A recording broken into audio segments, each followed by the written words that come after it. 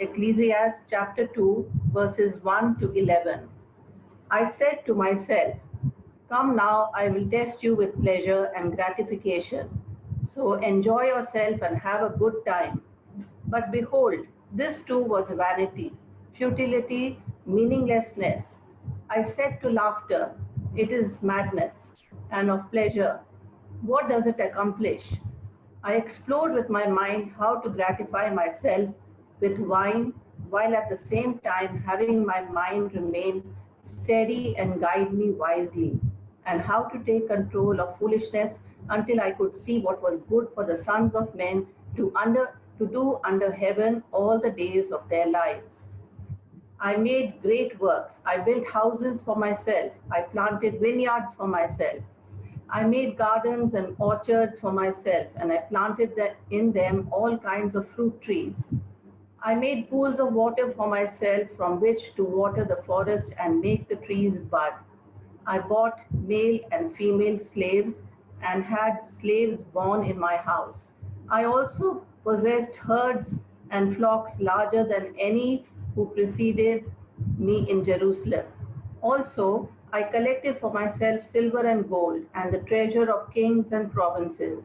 I provided for myself male singers and female singers and the delights and pleasures of men, many concubines. So I became great and excelled more than all who preceded me in Jerusalem. My wisdom also remained with me. Whatever my eyes looked at with desire, I did not refuse them. I did not withhold from my heart any pleasure, for my heart was pleased because of all my labor, and this was my reward for all my labor. Then I considered all which my hands had done and labored to do. And behold, all was vanity and chasing after the wind, and there was no profit, nothing of lasting value under the sun. Here ends the reading. May God add his blessing to the reading and hearing of his word. Thank you, Mrs. Vimla Balachandran, for reading the word of God for us. May God be with you and bless you. We shall sing hymn of preparation, hymn number 368, My Hope is Built on Nothing Less. Hymn number 368.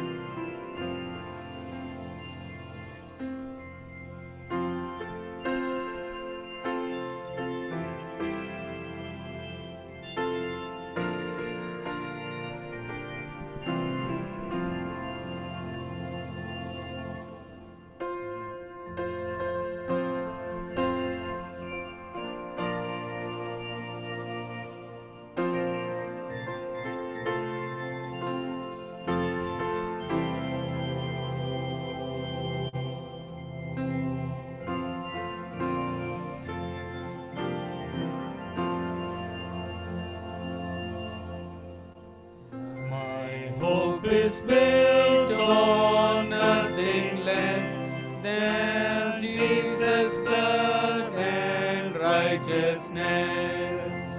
I dare not trust the sweetest frame, but only lean on Jesus' name. On Christ the solid rock I stand. All other ground is sinking sand. All other ground is sinking sand. When darkness veils his lovely face, I rest on his unchanging grace.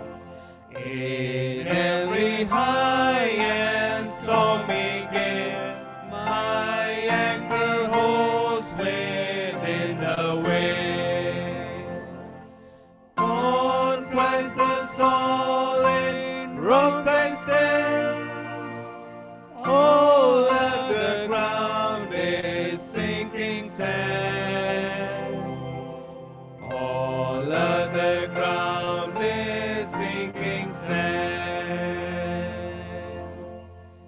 His oath is covenant, His blood.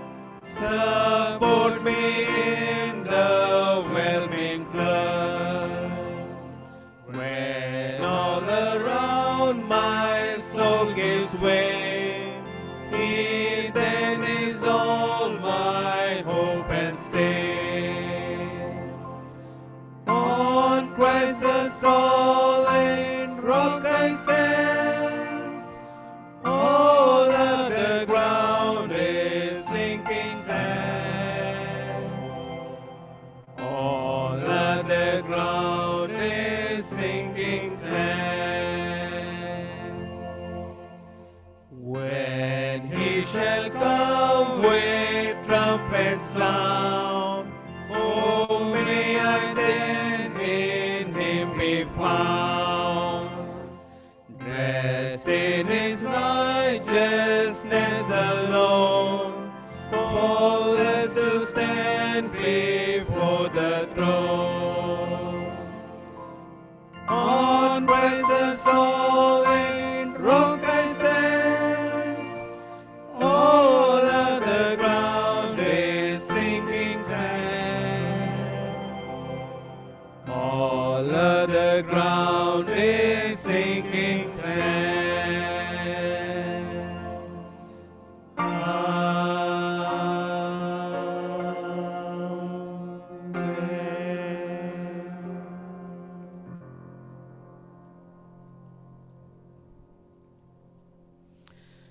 To receive the word of the Lord, may I request Brother Anand to please come forward and lead the whole church into the word of God. And on behalf of our church, once again, I would like to welcome Brother Anand to share the word of God with us. Thank you, Brother Anand, for giving your precious time to all of us. Thank you. Thank you, church. Let me get my screen.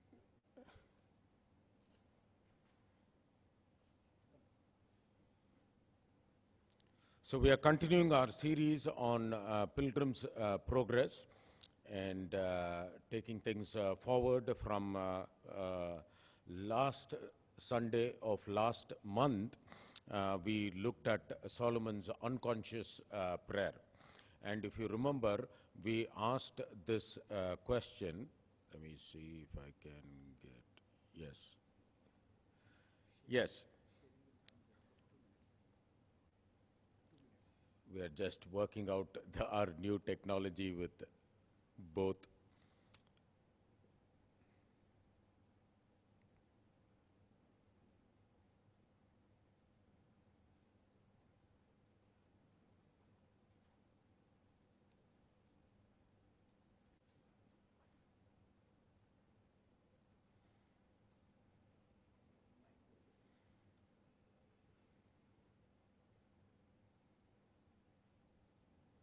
All right.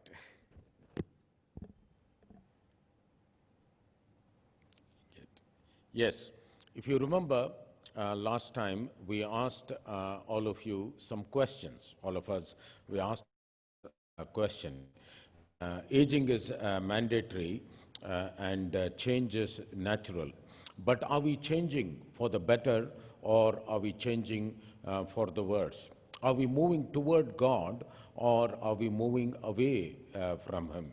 And then, most importantly, specific reference to Solomon's own answered prayer. Have our answered prayers been the cause for our progress or has it been the cause of our regress? Unfortunately, in the case of Solomon, towards the later part of his life, it was the cause for his regress. Now, let's continue the series in part 2 and see what are we after. What were the things that Solomon was after which really destroyed him? If you remember, in the unconscious prayer, he asked for wisdom, nothing more, nothing less, and nothing else. But unfortunately, or fortunately, depending on which way you look at it, God gave him more than wisdom. God gave him wealth and prosperity and everything else. But Solomon moved his heart from God to other things. And what were the things that he went after? He went after wealth, and we will look at the kind of wealth that he amassed on himself. He went after houses. And if you look at biblically, even if you look at the Beatitudes, what God has promised us is food and clothing. Quite strangely, no shelter. Quite strangely, and many people get into an argument on that, because he said, look at the lilies of the valley, look at the birds of the air. Basically what he's saying is, if they can be clothed and they can be fed, that is enough. And even when they come and ask the Lord Jesus, where do you stay? And the Lord Jesus very clearly told, foxes have holes and birds have nests, but the Son of Man has no place to rest. But some of us, we get into not just one, but many houses, and Solomon was no different. And then he went after women, and he went after wine, he went after an ego trip, and then he went after chariots, and today's version of chariots is cars. So you will know what I'm talking about. Okay, look at wealth. If you look at 1 Kings chapter 10, verse 14, you see the kind of gold that he amassed on himself. 1 Kings chapter 10, verse 16 is also talking about the amount of gold that was there. And he actually, after reading 1 Kings 10:27, which is what will come, I wanted to pick stones. You'll be wondering why I wanted to pick stones. The reason for that is he made stones as common as silver as common as stones. So the kind of wealth, gold and silver, was just way beyond measure.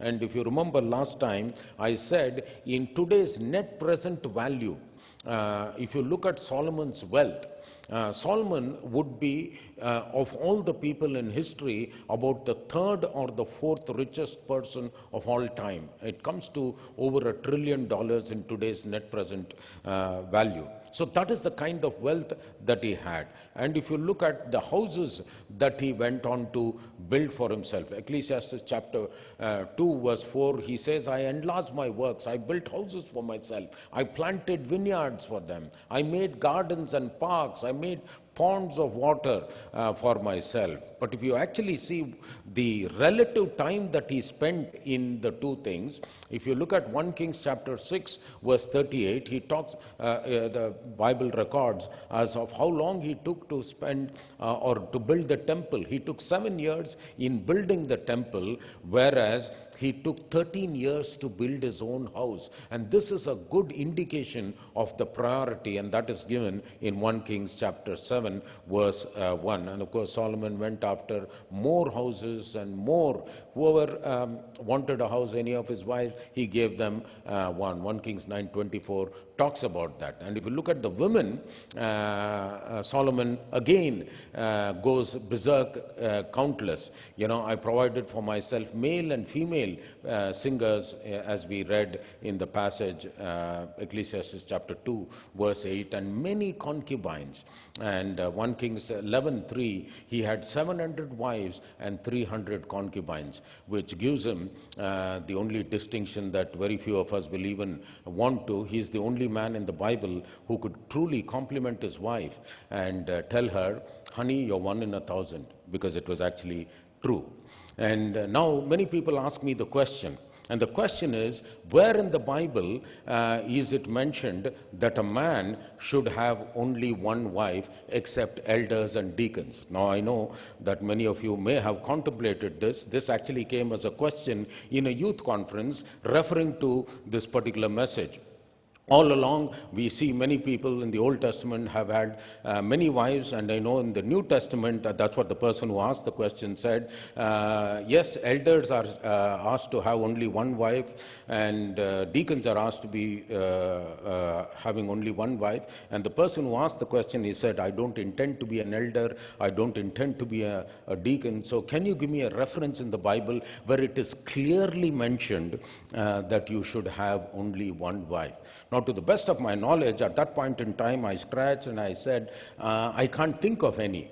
But then as I pondered more, I found a verse in the Bible which clearly tells that a man should have only one wife. So if anybody is thinking in that direction, let me give you that verse. And the verse is Matthew chapter 6, verse 24. No man can serve two masters. He will hate the one and love the other, and he will be devoted to one and despise the other. So if anybody is thinking of that direction, you can only serve one master, and the servants in the house will know what I am talking about. Now let's go forward. What other things did Solomon go after?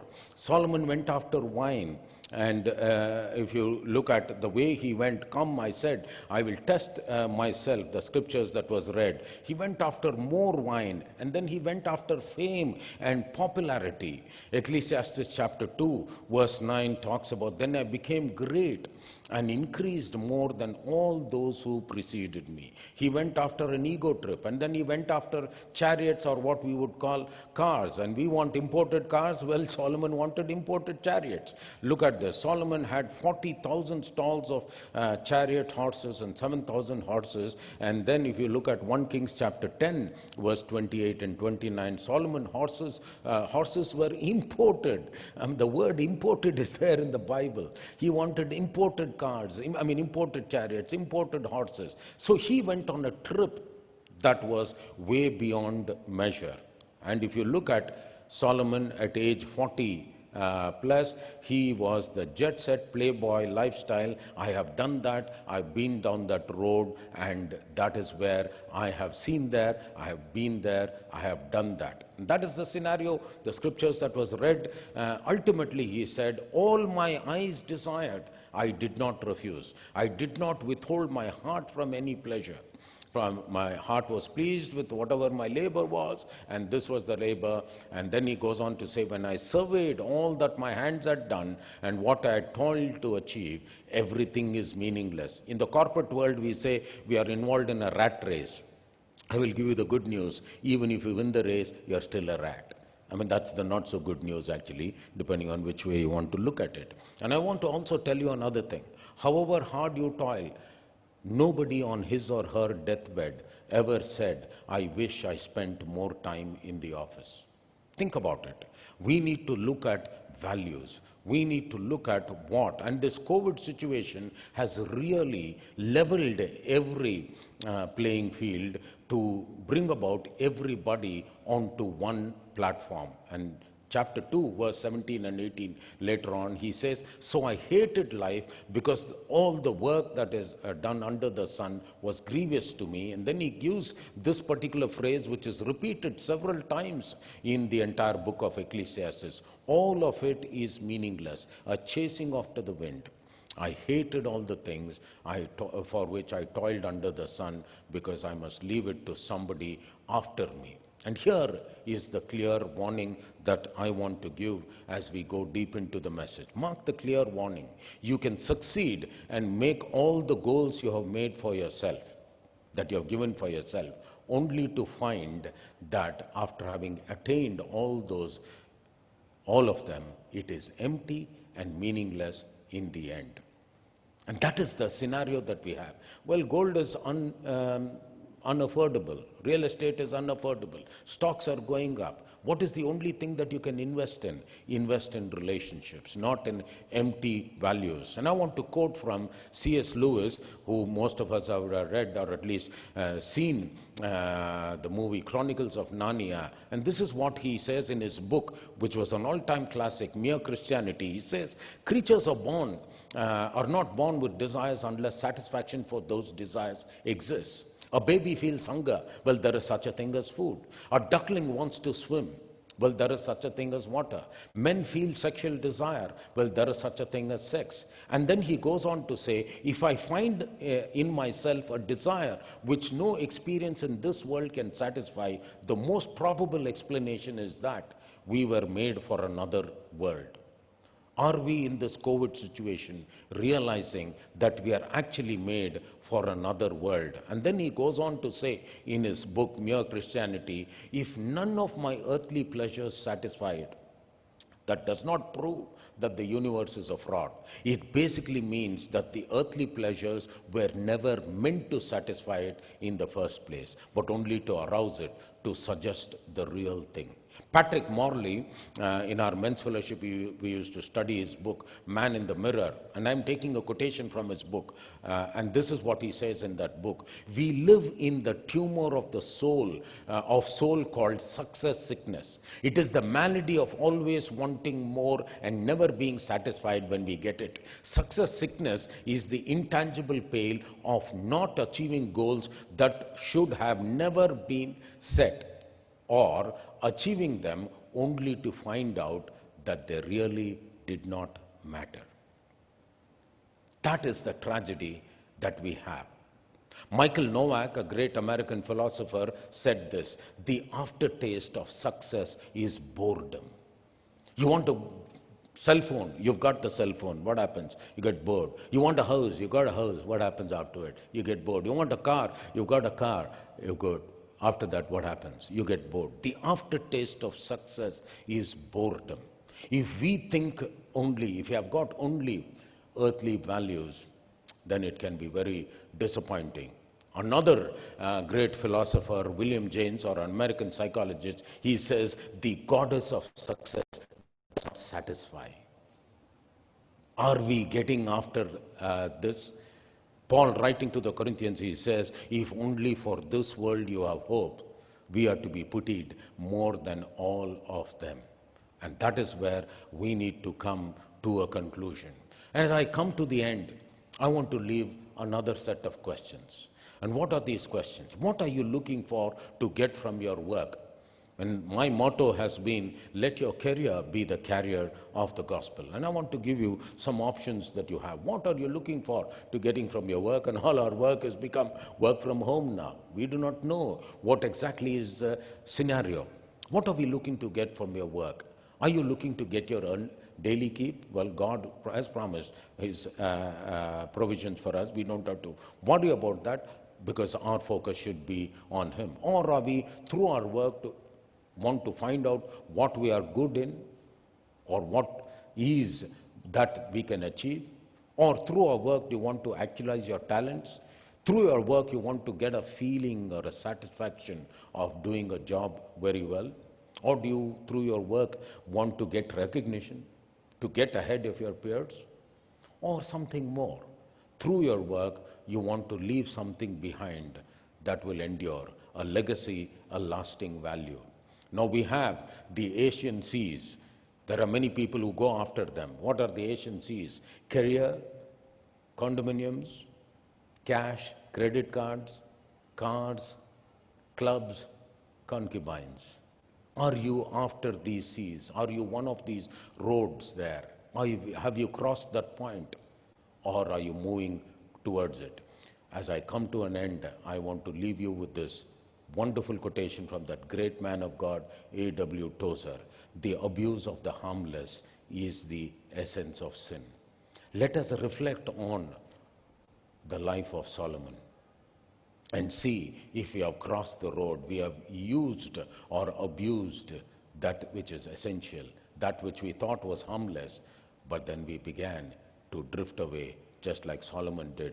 When we come to the last Sunday of next month, we will look at, through Solomon's life, in the book of Ecclesiastes, what are the 7 lasting values that we can have. Let me close in prayer. Father, we want to thank you. We want to thank you for the painful reminder through the life of Solomon. What a great example he was in his youth. What a shining testimony he had in that unconscious prayer. But yet, what a horrible warning he became for all of us who went after those very things which were seeming to be harmless. And as A.W. Tozer said, the abuse of the harmless is the essence of sin. In this materialistic world, we have drifted away. We want to thank you for this COVID situation in a positive manner.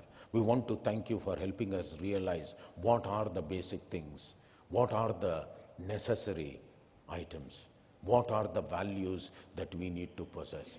Help us to continue to invest in relationship, because that is the only appreciating item when all else is depreciating. We thank you for Solomon's wisdom, both before, under the sun and above the sun. We also look forward to read the book of Ecclesiastes and learn from him what are the 7 lasting values that we need to invest in. We pray to thank you for men like that who have given us both good examples as well as horrible warnings. Help us not to become horrible warnings. Father, we thank you in Jesus' precious name. Amen.